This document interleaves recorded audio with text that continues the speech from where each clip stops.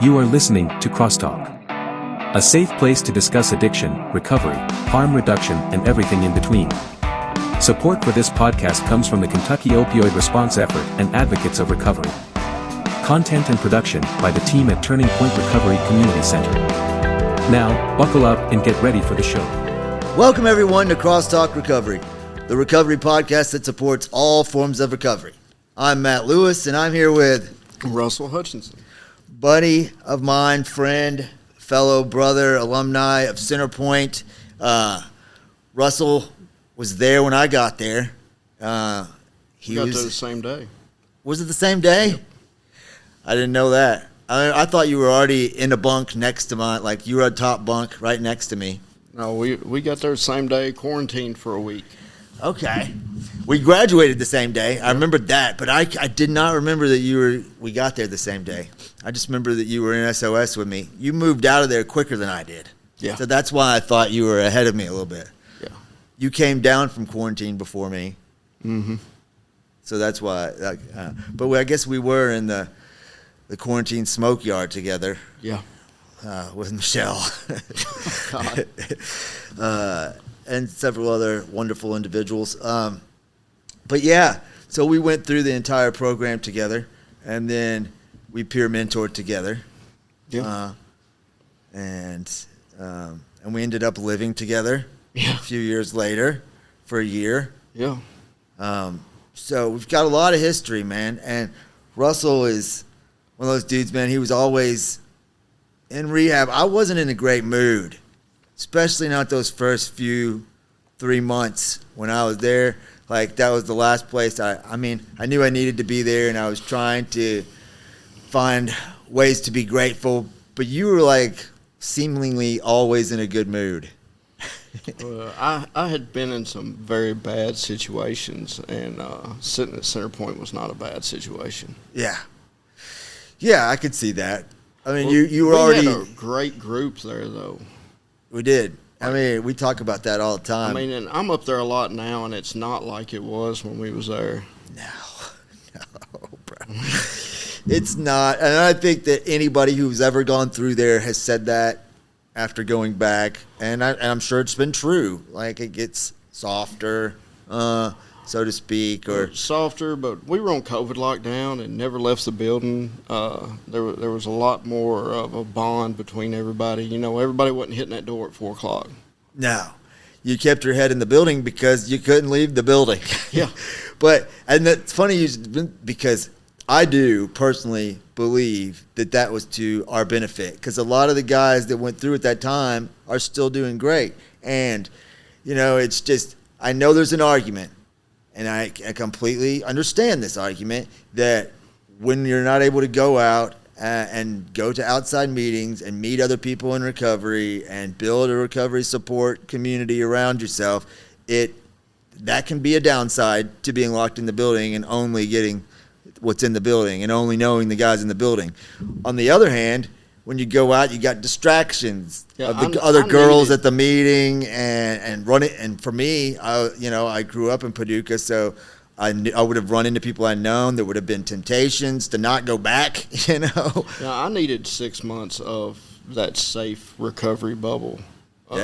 Without distractions and everything, because if you'd have turned me loose on a bicycle after the first 12 weeks, I'd have probably not come back. Right, exactly. One bad day, and I'll be like, I'm just keeping this bike, and I'm going to go get drunk or whatever. And we see that a lot now. They get cut loose and don't come back. Yeah, exactly. I mean, it does separate the men from the boys, you know, the people that want it from those who don't want it, or the ones who have enough consequences over their head to not leave, you know. But that was my first rehab, first and only that I've ever been to. So I didn't know what to expect. I didn't even know we'd be able to go out. You know, I thought it was going to be more like jail, which I was used to. Yeah. So the fact that it was on lockdown wasn't really, I didn't feel like I was missing anything. Plus, it was COVID. Yeah. Like, you weren't missing anything. No. The world was shut down, you know? We had to wear a mask in class. Yeah, we weren't allowed to go anywhere, and you had to quarantine before you could put in Gen Pop, but you still had to wear a mask all day. Yeah. It was terrible. I ended up being one of the people, even as a peer mentor, I was like one of the last 3 people in the building still wearing a mask because I wouldn't get the shot. Yeah. But I eventually did. But yeah, man, I think it was And I never had COVID until I got the shot. Oh, me either. It wasn't until like 6 months after I got the shot that I didn't have it the whole time I was in there. Yeah. And I was only sick for like 24 hours and then felt fine, but had to stay in my house for a week. That was the worst part. Now it's worse to get the cold than it is COVID. Oh, yeah. Or the flu. But anyway, yes, I do supervision with Thelma like every couple weeks. And I was just in there yesterday, and we were talking about how she wishes that she could keep it that way that it was in COVID, because so many, like me, Nathan, Sam, all of us came through at that time. We're all doing good.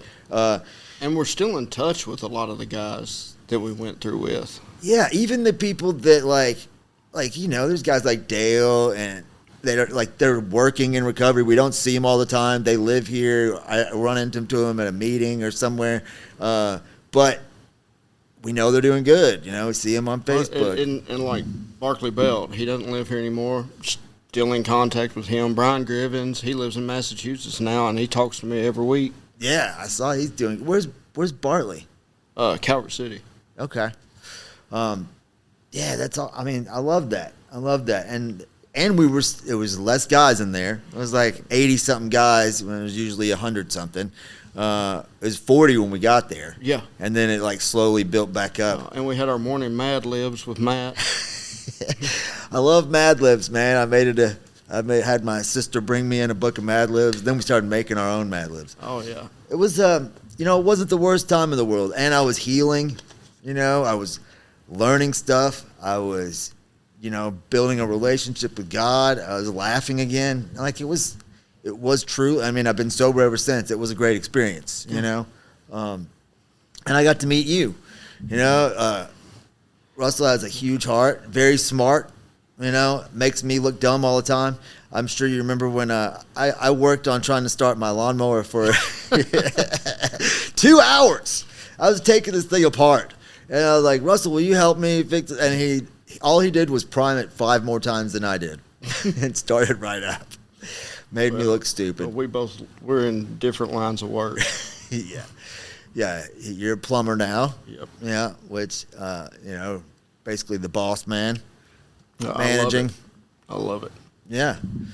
You love it. You're good at it. And, you get to still help people in your job in different ways. A lot of the guys that work with me are in recovery. My boss is real big on second chances for people. John Carlson works with me. He just finished drug court. He's doing good. He's engaged. Yeah. Sean Turner, he just spent 17 months at Center Point. I got him a job. Yeah. And he shows up every day, ready to work. So. Yeah, man. Yeah, I'd love that. I love that you could help people out like that and be there setting the example, of doing good. And I know you're heavily involved in the community around here. You're always in a meeting. You're always up at Center Point. You're speaking. You're teaching classes. Speaking of meetings, I never see you at meetings. I'm there when I'm speaking. I'm going to Center Point because I always do it right around when we graduated. We graduated on February 16th, which is next Monday. Unlike you, I did not stay sober. Yeah. Okay. Well, I wasn't going to bring it up, but I appreciate you bringing it up. It's part of my story. I'm sure you learned things through it. The good thing was when I decided to get sober, I knew where to come back to. Yeah. I loved you. You walked into Turning Point and said you were back and you were trying to get sober, and it was a process of you were trying to look for a job at that point. You were starting over. You're dealing with a girl. You're living in a hotel, and then you got in the Oxford House, right? Yeah. And started working. It's like I was telling them, we had a real good meeting yesterday at 4:30, and it was about God and everything. And I told them, I said, I got locked back up after Center Point. We mess up, we make mistakes, and I ended up turning a 4-year sentence into a 9-year sentence, and I finally sat down and started praying. And the more I prayed, the more doors God opened. He got me out of a cell and put me into trustees. And then he got me out of there, and he opened the door and put me on work release. And then the next thing I know, he opened the door and I was out. You know, and right on. I wasn't even expecting parole. And I made parole, and the one number I could remember was Jay Sweeney's. And I called him and I said, dude, if I stay home, I'm going back to jail. And he said, come on. He said, I'll find you somewhere to live before you get here. Yeah. You know, and it's been uphill ever since. Yeah, it really has. You came back and you were determined, and it was, there was a couple bumps with the relationship and things like that, but you were determined to stay sober this time. Well, I had to learn boundaries. Yeah, I mean, it's a huge. That was a big thing with me. Yeah. Because my recovery, I went all in, and I do the same thing in relationships, and there's a lot of relationships that I should have had boundaries in. But I learned those lessons over the last few years without putting myself in a position to get high. I'm real quick to close the door now. If you're stealing my peace, bye. See you. Yeah. Yeah, I mean, that's smart. That's how you have to be sometimes. You have to love some people from a distance. You have to know when to cut some people off when they're not on the same path you're on. And that's not just, like relationships with women. That's sponsees. I've had to bury a couple of sponsees over the last couple of years. I've had to watch a bunch of people go back out. Oh, yeah. And I wish you the best. You know where I'm at when you get ready to come back. I know. Yeah, it's one of the hard things about this, man, is to watch when you have it and you finally grasp it and you know the benefits of it and your life is bearing fruit and you got that relationship with God and you got that solid foundation of recovery and you got a solid support group around you that you're utilizing. You're applying the things you've learned and you're like, oh, like this all makes sense. This is so easy when I do it this way. And then you see somebody else like, why can't they get it? And the book says, we look for an easier, softer way. Well, this is the easier, softer way. This is so much easier than the crap I was putting myself through. Yeah. And I stay plugged in all the time. I mean, if I get a day off work and I have nothing to do, I'm probably hanging out at Center Point, or I'll come up here and see y'all. Yeah. I know when the meetings are. I'm there. The one I don't feel like I need to go to is the one I probably need to go to. Right. Yep. And you never leave a meeting feeling worse than when you got there. No, absolutely not. And I should be in more meetings. I've gotten to a point, and I mean, you call me on my BS if I need it to be. But I think that you do get to sometimes a point where you just have to be willing to go when you need one and recognize when you need one and then go. If I'm like, I don't want to go because I don't need one, then you should go. But if you're like doing all the right things and you're spiritually fit and, I don't think you have to be at every meeting every day. I think it's good to go in there and give back, experience strength and hope, and be reminded where you came from. And I do that. And I definitely go speak when asked to speak and tell my story, and I love doing that, I enjoy going and speaking. I'm always nervous about it. Yeah, still to this day. And when it's over, it's a blessing. I love it. I go to Stepworks probably once every 3 months, which I'm on their roster of when somebody cancels, they call because they know I'll show up. Yeah. Yeah, man. I do it like usually around the time I got to Center Point, which is in August, and this time of year when we graduated, so it's like every 6 months I'll hit the circuit where I'll go to all the rehabs and the meetings and like go around because, now I've been doing it where I play a few songs and stuff like that. And so I'm not, but every now and then I'll just go tell my story. And I enjoy that too and take questions, It is an important part of this, man. And half the time when I speak at Center Point, I don't even tell my story. I'm like, y'all know me. I'm up here every day. What do y'all want to talk about? Yeah. Yes, like that's how like Justin and Charles used to be. They'd be in there teaching class for an hour and a half, God love them. We'll be right back. Hello, everybody. You want to know something? My biggest issue with meetings is despite their name, they are never about me. Here at Turning Point, all of our meetings are for you and about you. We have meetings at least 3 times a day, 7 days a week. We are located at 415 Broadway, Paducah, Kentucky. Call 270-444-3621 for more information.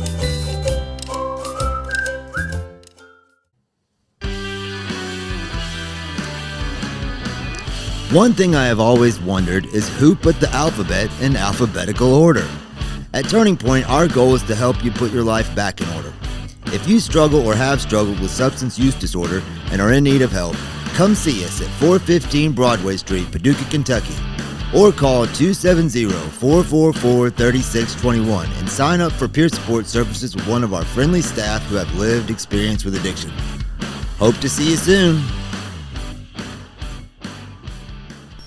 And it's like the other day, I got off, I probably got off about 2:45, and at 3 o'clock, I was sitting at 3 o'clock open.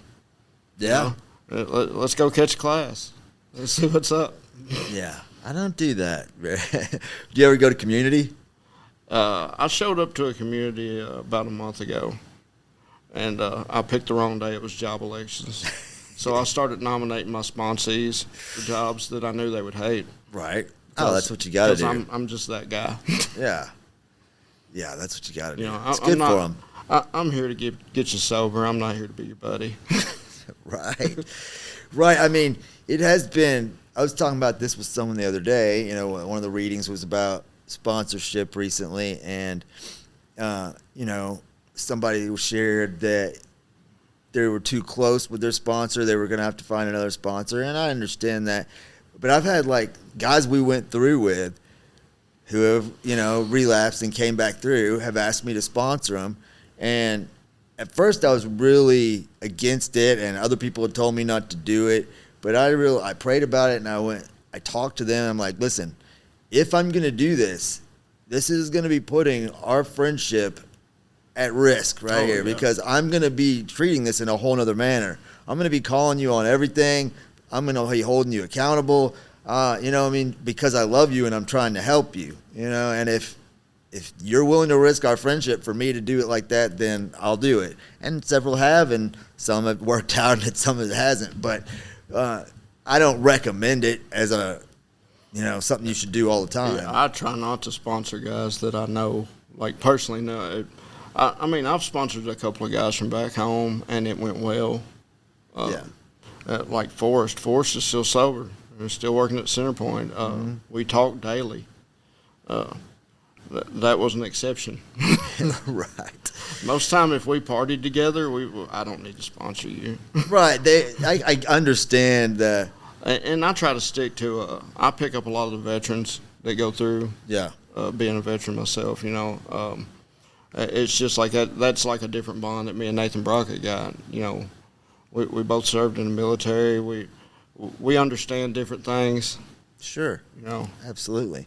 And that's one of the beautiful things about recovery, man, is that everybody comes from a different path, and everybody heals and works a program a little bit differently. So they all have something very unique to share and be able to relate to somebody else who's experienced similar things, whether it be, you know, they both served, or they came from the same town, or they, you know, experienced abuse as a child, or whatever it is. There's always something that'll connect a few group of guys that they'll be able to help each other heal in those ways and understand each other in ways other people can't. And that's how I start my story a lot of times, especially if I'm nervous and I'm in a place like when I spoke at Lifeline. I'd never been out there before. I was nervous. I didn't know. There was like 2 guys from back home there. Other than that, it was a bunch of people I did not know.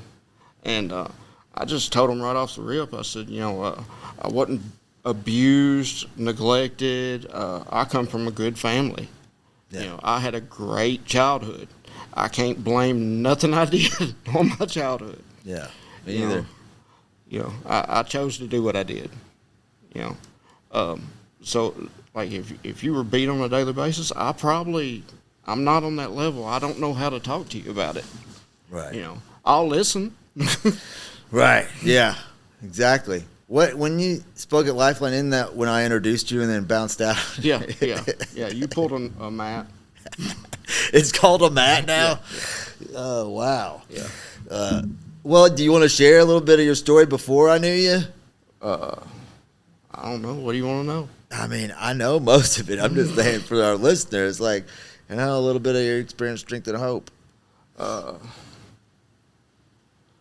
Shoot.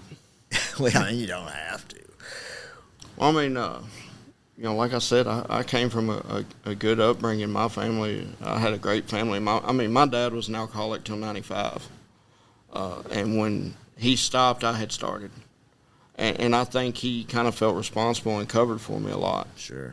Because I know many a times I would come in late, trashed, and, if my mom asked, Daddy'd be like, "No, he's been home for hours.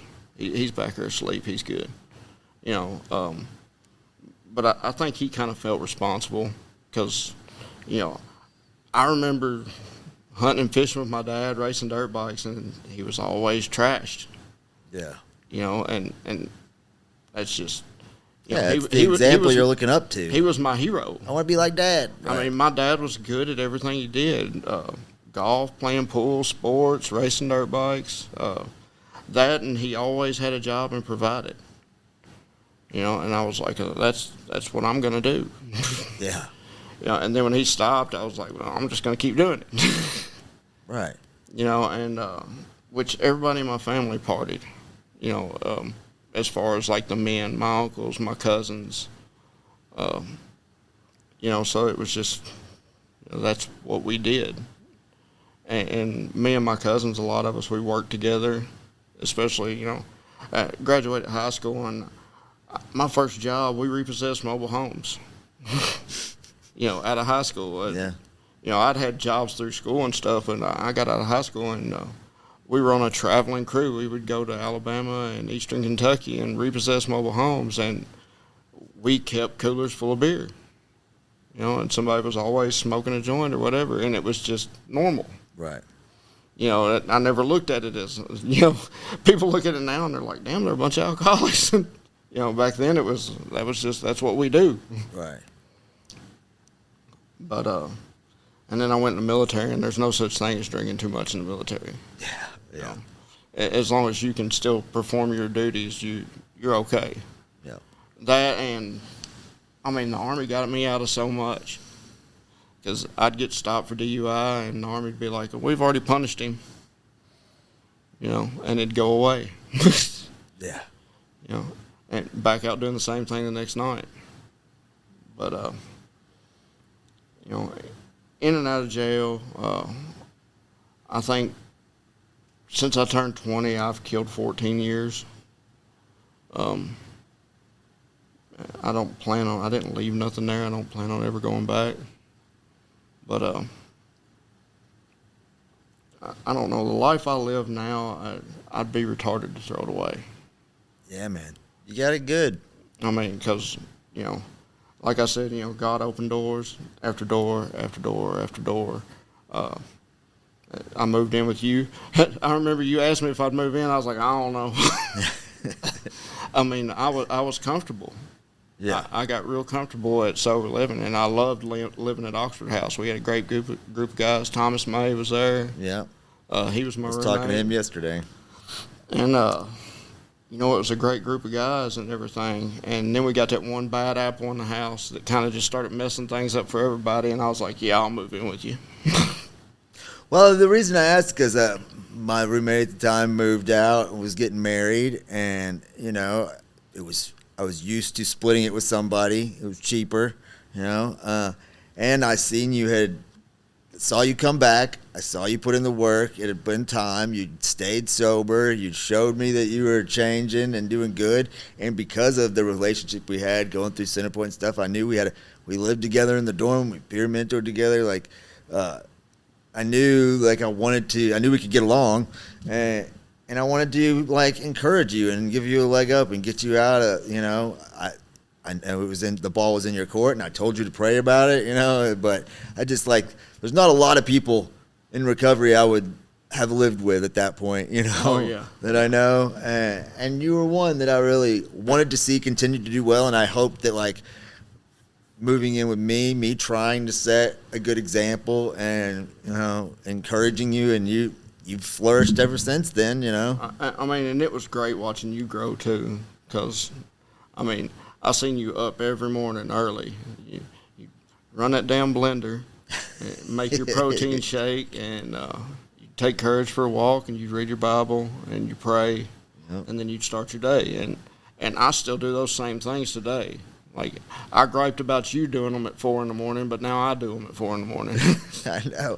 And I've loved seeing that, man. I've loved seeing, not that anything that I had to do with it, but I love to see how you've grown in your relationship with God and in your recovery and how you help people, because, I mean, I think that's what we're supposed to do, but also just because my own personal relationship with God is such a huge part of my program. So to watch you grow in that way, or anyone, is always an encouragement to me, and it makes me feel. If you get in the rooms and start actually, like, seriously getting honest and working a program, I don't see no way that you can ignore the fact of what God's doing. Yeah. I mean, it's miracles happening every day all around us. Daily. Yeah. And it's beautiful. I mean, and I've watched you get married. Yeah. I mean, we've done lost a good dog. Oh, man. Courage. I don't know what happened to him, man. I still tell people about Courage. But, Yeah. But, I mean, I watched you get married and move on and to bigger and better things. And, and I kept the house by myself. I was like, I don't want to train a new roommate.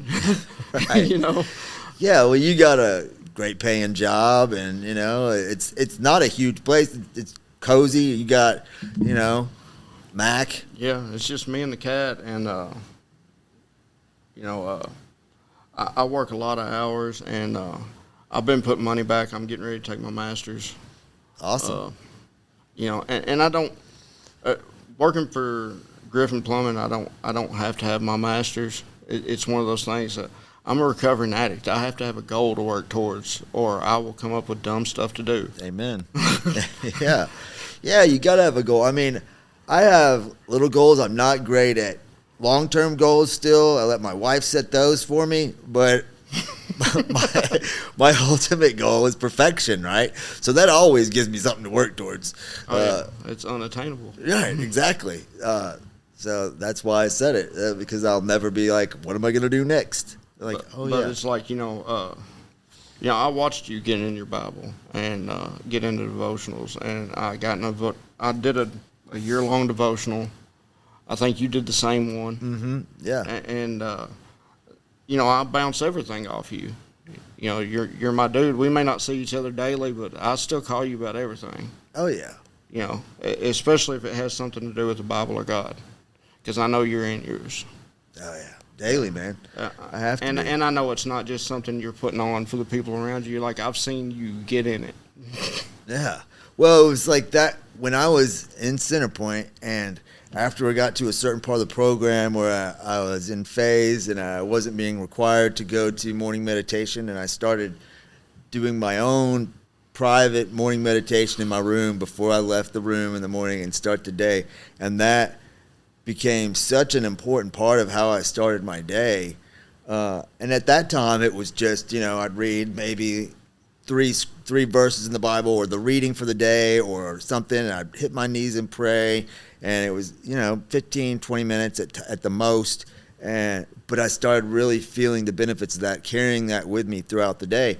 And I've done it every day since then. Since I graduated, I've continued to do it every day. I get up at 4 o'clock in the morning and I do it. And it's grown to, like you said, I'll do a reading and I'll read from the Bible. I've been through the Bible twice completely already. I journal now. It's because that's my time. That's my meditation, and whatever I journal about is whatever stood out to me from whatever I read, either be the reading or the Bible or whatever. And I journal about whatever stood out to me, and then my journaling is, how am I going to apply this into my life today? And that gives me focus throughout the day. I'm thinking about what I wrote. When I write it down, I remember it better.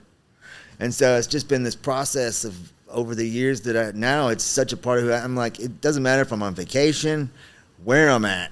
That's how I start my day. And when you make something a priority like that, it changes your whole perspective on everything else, Yeah. and what's possible when you make something a priority, just a routine. I used to hate routine, but that routine. And I can't stand when things mess up the routine. Like, Yeah. I gripe about the holidays because that throws everything off, and then like the snow we got. Yeah. I mean, I've probably been to the gym 5 times since the snow hit, and normally I'm there 6 days a week. Yeah. But we've put in a lot of hours. Yeah. Pipes busting and stuff. Yeah, everything's been froze and busted. That and just keeping up with our normal workload too. Yeah. But like the relationships I've made with a bunch of guys in recovery, it's just like what it was in the military. I mean, like Brandon Fleming and Rodney McClure, they moved back home. They live 2 hours from here. Mm-hmm. Every other weekend they're here, and as soon as they hit town, I get a call. Where are we gonna eat? And it don't matter what's going on. Okay, let's go. I chair the meeting on Saturday nights now, the candlelight meeting at Brown Street. If they're in town, they will stay, and that means a lot because it's a 2-hour drive back home, and they're going to stay at a meeting until 9 o'clock and then drive home. Yeah. And they don't need the meeting; they're doing it for me. But I've watched that meeting grow too. When I first took over it, we'd have 6 guys, and I'd pick 4 of them up. And yeah, man. And here lately we've been having around 40. That's awesome. Which center points on IRF, so that cut our numbers a lot. But yeah. Well, speaking of that, I worked last night and I'm working tonight, which is rare. But the 6 o'clock meeting last night, we had 50 people here, and center point wasn't there. Yeah. And I'm like, that's crazy, because normally they're where a lot of our numbers will come from, but it's just so awesome how huge this recovery community is and all the things that are going on. To see a jam-packed room full of people trying to recover, recovering. They are recovering. But and another thing I've gotten to where I really like is if I'm traveling, because I try to go somewhere every once in a while, and like Nashville, Gatlinburg, wherever you're at, just to catch a meeting out of town and see how they do it. Right, yeah. I do love that. I've done that in Nashville. I did it at Panama City. There was one on the beach. That was cool, and they did a little differently, but they were so welcoming. Like, when I told them we're from out of town, they're like, oh, awesome. And thing, let me do a reading, I shared. That's what's great about it. You can go anywhere in the world and do that. And once again, I always say, we support all forms of recovery, but we talk a lot about the AA program on here because so many of us worked it, and has worked for us. So whatever your pathway is, listener, we encourage you in it, but we know it's worked for us, and it's a beautiful thing to have that network. You could go anywhere. Pray and go to meetings. Yeah. And don't drink in between. You'll probably be okay. Yeah, they're not drinking. I was transporting a guy today. He left treatment. I was transporting him home, and he was like, "Furthest I ever made it was step 4, but I was drunk the whole time." I was like, "Well, you might want to try working the steps sober." Yeah. I thought that was funny, but yeah, man, it takes what it takes, and I'm super, super proud of you. You're absolutely right. Pray, go to meetings, don't drink, and stay grateful. Yeah. Those are the things that work for me, and I've seen work for so many others, and I'm so happy that you are where you are, and you are who you are, and seeing you help other people, and just watching you continue to grow. I love it, man. And every once in a while, you need to go bowling on a Sunday and make fun of each other. That's right. Man, I did it for 2.5 years. I actually took a couple of my sponsees bowling last week. It was the first time I've been in forever. And each of us won a game, and it was a lot of fun, talking smack. I do miss it.